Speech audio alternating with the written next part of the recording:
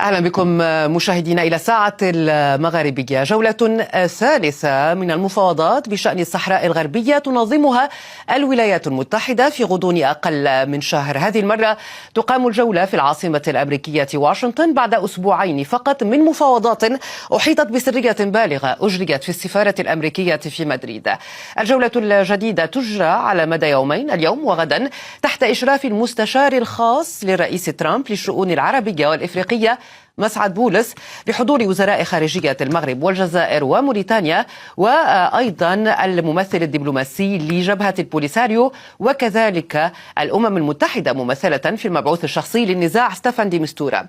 مسعد بولس يأمل وفق تصريحات صحفية بالتوصل إلى اتفاق قبل الصيف، وكانت جريدة الكونفيدنسيال الإسبانية قد أكدت احتمال التوقيع على الاتفاق في مايو المقبل.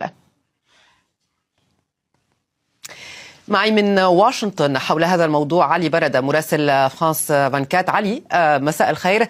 هل هناك أي معلومات بشأن هذه المفاوضات حتى الآن؟ مثلا وصول الوفود، أين تعقد، ما هو الإطار؟ يعني لا يزال الغموض يقتنف هذه المفاوضات التي قررت إدارة الرئيس دونالد ترامب إجرائها بطريقة سرية ومغلقة للحفاظ على طبيعة هذه المفاوضات. ولكن من دون أدنى شك هذه المفاوضات تبدأ أو بدأت بالفعل اليوم وتستمر غد، ويأمل المسؤولون الأمريكيون المشاركون في قيادة هذه المحادثات بما في ذلك مسعد بولس مستشار الرئيس دونالد ترامب للشؤون العربية والأفريقية، وكذلك المندوب الأمريكي الدائم لدى الأمم المتحدة مايك وولتس، لوضع ما يمكن أن يرقى إلى خريطة طريق نهائية للتسوية السلمية في الصحراء الغربية، دائما بحسب خطة الحكم الذاتي المغربية.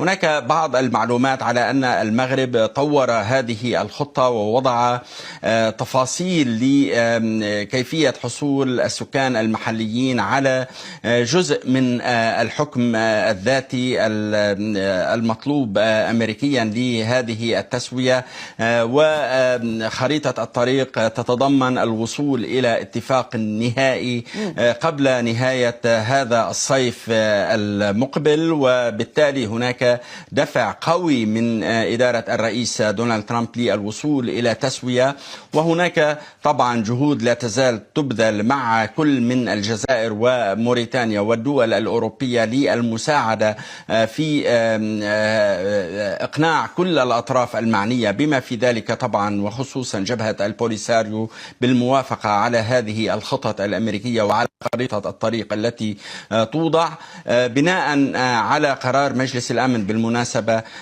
رقم 2797، والذي في حال التوصل إلى حل نهائي يمكن إعطاء الأمم المتحدة دور. ولكن الآن حضور ستيفان دي مستورة مبعوث الأمين العام للأمم المتحدة إلى الصحراء الغربية هو مجرد حضور شكلي لا أكثر، بينما الجهد الأساسي هنا السؤال علي، قلت بأن هذه الاجتماعات تأتي في إطار قرار الأمم المتحدة مجلس الأمن 2797 والذي يعترف بالحكم الذاتي كإطار مقبول لحل النزاع في الصحراء الغربية. لكن هناك بعض التسريبات تقول بأن ربما الخلافات التي تبقى عالقة هي تتعلق بالجهة التي تعين رئيس السلطة التنفيذية في إطار الحكم الذاتي في منطقة الصحراء إن تم تبني هذا الإطار. أيضا مسألة العلم، علم هذه المنطقة، النشيد، يعني يبدو أننا نتحدث في تفاصيل كيفية تطبيق هذا الحكم الذاتي. هل يعني بأن واشنطن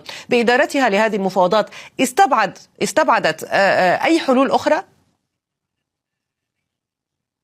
من دون أدنى شك أن المبادرة المغربية للحكم الذاتي هي الأساس بالنسبة إلى إدارة الرئيس دونالد ترامب. الرئيس دونالد ترامب اعترف في ولايته الأولى بالصحراء الغربية كجزء لا يتجزأ من المملكة المغربية، وهو دفع أيضا بجهود أمريكية خاصة لإصدار هذا القرار في مجلس الأمن، القرار 2797، قرار بالغ بالغ الأهمية، لأنه هو أول قرار أممي يوافق على خطة المغرب للحكم الذاتي، على رغم طبعا اعتراضات ورفض الجزائر لهذه الخطة، ولإعطاء دور أكبر للبوليساريو في والسكان الصحراويين في تقرير مصيرهم. لكن الإدارة الأمريكية بقيادة الرئيس دونالد ترامب تجاوزت هذه المسألة، وهناك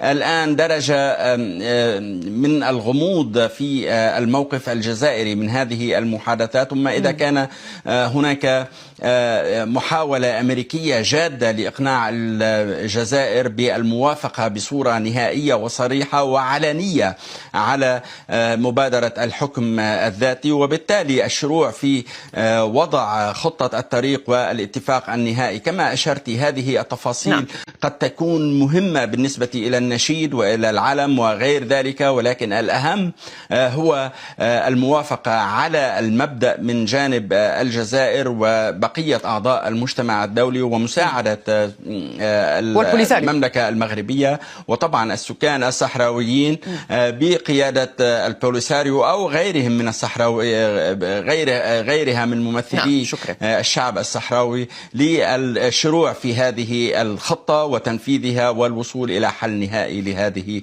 الأزمة المتواصلة منذ عقود. أشكرك على هذه التفاصيل علي برادة، مراسل فرانس 24 من واشنطن.